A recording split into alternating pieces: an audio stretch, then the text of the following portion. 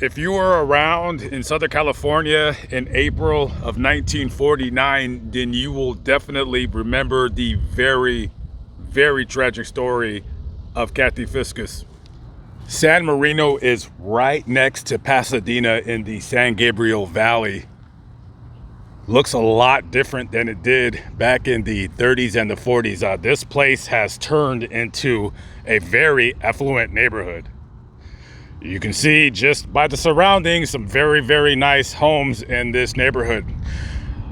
Take a trip with me to April 8th, 1949. We're in this very neighborhood, and the Fiscus family, they lived right around the corner from where I'm walking right now. They had two children, Barbara and Kathy. Kathy was 3 years old at the time. April 8th, 1949. So Alice Fiscus, who's the mother of Kathy, she's going to Union Station because she's going to go pick up her sister and her husband and their two children. They're from San Diego and they're coming up, taking the train to Union Station to visit the family for a weekend. So they pick them up in downtown LA, Union Station. They turn around, they come back up this way. And now we got the two girls, Barbara and Kathy. And you got their two cousins, 11-year-old Stanley and 5-year-old Gus. So all of the children, they go run outside and play in the family's backyard, which was just kind of full of weeds and trees and what have you. They had just built a elementary school not very far. I believe it was right across the street from where they used to live. So while Alice and her sister are in the kitchen kind of getting stuff together for dinner, Alice looks outside. She's just checking on the kids and notices that she only sees three. She only sees Stanley, Gus, and Barbara. She doesn't see Kathy. Now, at first, she's not alarmed because, like I said, they just opened the elementary. They got new playground equipment, and Kathy oftentimes would like to go over there and play.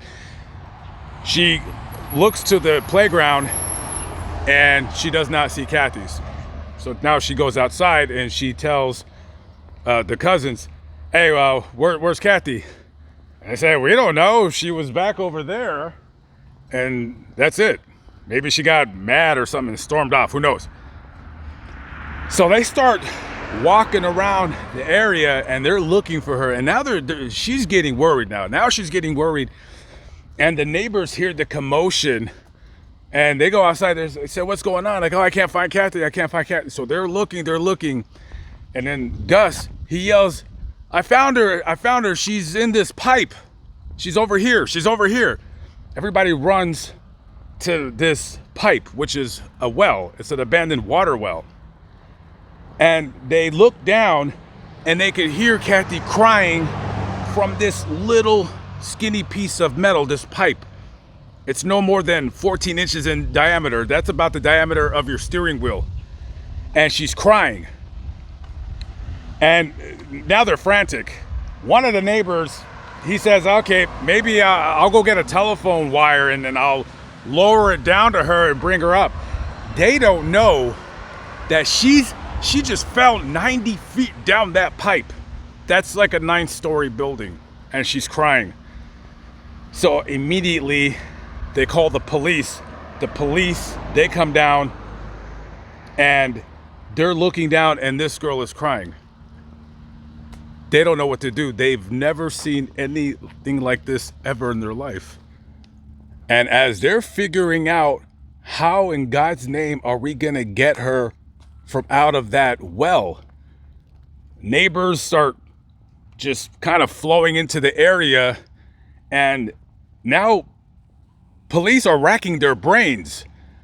A normal sized man is not going to be able to get down there to rescue her. And on top of that, they can't seem to get a noose to get down the well to try to get it around Kathy. And also they're kind of worried about it being a noose. What if it gets around her neck by accident and chokes her? And she's down there crying. Obviously she's hurt. Who the hell, what man can get down there? they start getting super desperate. We're not very far from Santa Anita racetrack. So they call the racetrack and they start asking, hey, is there any jockeys down there? Give us the smallest jockey that you have. We need to lower a man down the pipe to rescue this little girl. And just by dumb luck, there was a circus that was in town. So one of the lawmen goes to the circus. He says, hey, do you have like a human skeleton act or a skinny guy or somebody that we can get to lower down to save this poor little girl? And as the neighborhood on a Friday evening, they start, word starts being spread that there's a little girl, she's trapped in a well. And now you got like dozens, and now you got hundreds of people in this very area, and they're all fixated right there behind me. A girl is trapped in a water well. The first rescue attempt to get Kathy out of the well had failed. She was unable to hold on to the rope, and she fell further down the well. About 2 or 3 hours after she fell, they could no longer hear her cries. It's nighttime, it's dark. We can't see very well. Luckily, the people over at 20th Century Fox had lighting equipment, so they lit up the rescue location. So now we're going into early Saturday morning, and now news crews are starting to show up. Now, this is one of the very first events in Southern California that would introduce the live TV broadcast. Now, live television, it wasn't a thing. They didn't even know it could really be done. But I guess because they had just built a radio antenna on a mountain, and the way in which they pointed the camera, they were able to do a live feed. And if you're from Los Angeles, you'll probably remember the name Stan Chambers. Stan Chambers is a lifelong news reporter here in Los Angeles. He has since passed, but I remember as a kid watching him on KTLA Channel 5 News. So you got Stan Chambers going around interviewing different people that are showing up to the site. And, live news it's not even a thing. It's weird. He doesn't know what to do. He's asking them questions. He's trying to fill up time. One of the very, very first reporters to ever broadcast over a live television feed. Now, at that time in Los Angeles, there was only about and this is just estimates, about 20,000 television sets in Los Angeles, or in the general Los Angeles area. So now you got guys who are seeing this on television. They're showing up. Guys, all kinds of guys that move dirt, plumbers, excavators, construction guys. I got a bulldozer. I got a crane. I got this piece of equipment. How are we going to get her out? And then they start arguing or debating about how to rescue this poor girl. Now, she's stuck down an abandoned water well. Now she's probably over 100 feet down. Remember, guys, we can't hear her anymore. Now, we don't know if she's sleeping. We don't know if she's dead. We don't know. So they start coming up with a plan. Okay, this is what we'll do. We're gonna dig another well, basically, or a hole 100 feet down. We'll dig lower than what she is, somewhere around that level, and then we'll dig over to her. So we'll create a tunnel. Tunnel's going down, and then another tunnel going towards where she's at, and we'll cut open the pipe and we'll get her out. Now, here's a problem. The rock it's not sand-like, but it's very loose. Now, if you're gonna dig a hole, you're gonna risk whatever rescuer is going into that hole, it caving in, and then it all being bad, killing those guys. So another guy says, no, this is how you do it. You dig a hole about the same circumference as the well, and then you encase it with metal, kind of like pipes. And then you weld the pipe to the next, and then you keep going down. That would be the safest way. That way it won't cave in. So they're going back and forth about how to do this. Finally, they go with that plan. So you can see in that picture, you got some metal piping. They dig the hole. They get the pipes, like I said, they weld them together, and then they go down. Now you're going into Sunday morning. Kathy has not said a word in about, now it's been what, 48 hours? Finally, they're able to reach her. Somebody's lowered down into their makeshift well, if you will. And by the time they reach Kathy, she's dead. And this time now, in this very field where I'm standing at right now, you have thousands of people who showed up, and somebody made an announcement. They said, listen, guys, thank you for your support in this family's time of need. We're going to ask you guys to go home now. Kathy is dead. And now this is just a recovery operation for her remains. I'm not sure how long it took for them to get her body and bring it back up, but as you can see in this picture, her body is covered in some kind of a tarp or what have you. And the weird thing about this story is that David Fiscus, Kathy's dad, had worked for the same company. He worked for the California Telephone and Water Company. He worked for the same company that had built that well. That well was installed in 1903.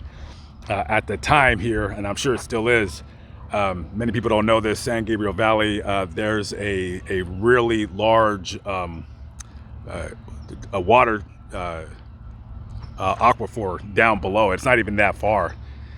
And there's a lot of water. The water flows through the San Gabriel Valley mountains and comes through the valley right here.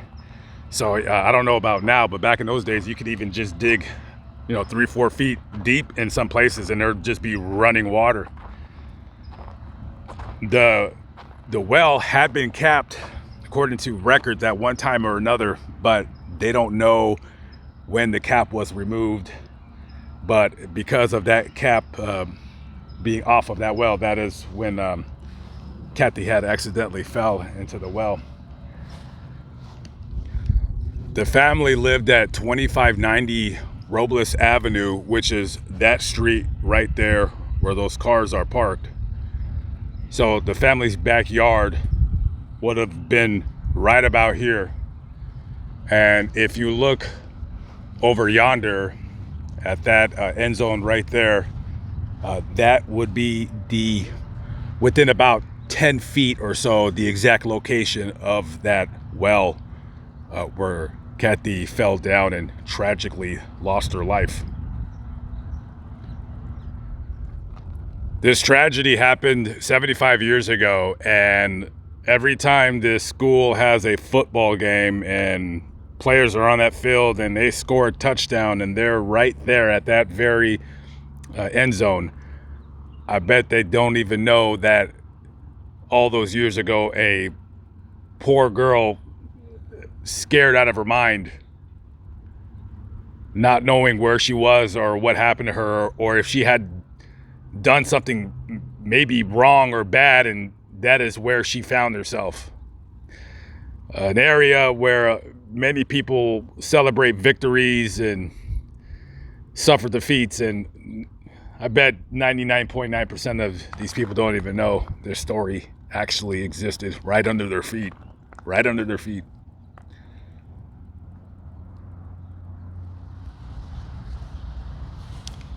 This here is the final resting place of Catherine Ann Fiscus.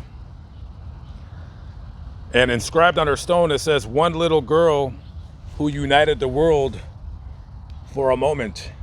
August 21st, 1945 to April 8th, 1949. She has the same birthday as my nanny.